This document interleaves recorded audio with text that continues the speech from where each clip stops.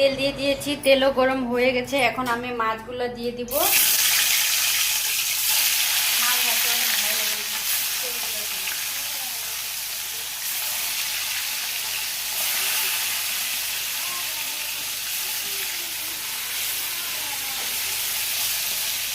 আজকে আমি মাছ বানাবো।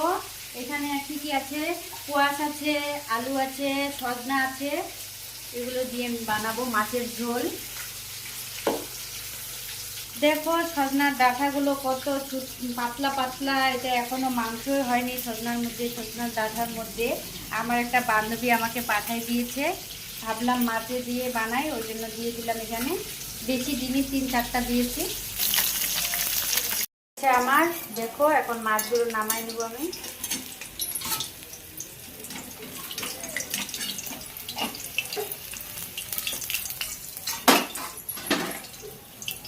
সব করে রাখছি মাছগুলো।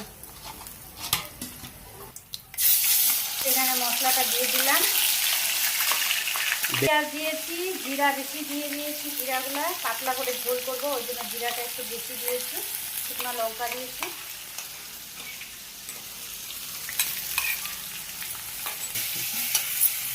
মশলা ভাজা হয়ে গেছে আমার, এখন আমি সবজিগুলো দিয়ে দিব।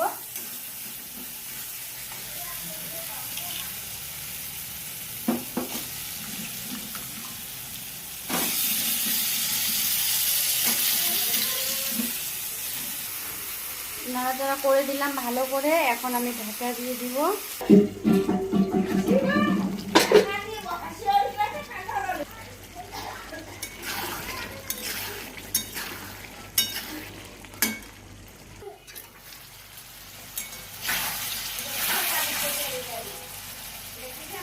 সিদ্ধ হয়ে গেছে।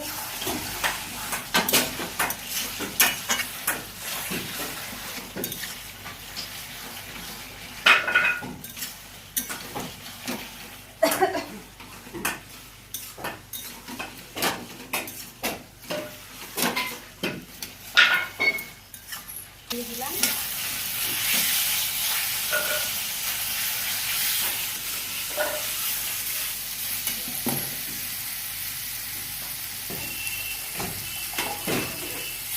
জল দিয়ে দিলাম।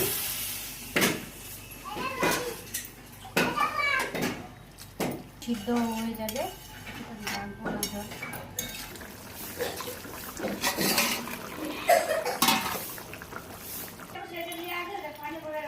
মাছ হয়ে গেছে আমার, এখন ধনেপাতাগুলো দিয়ে দিলাম।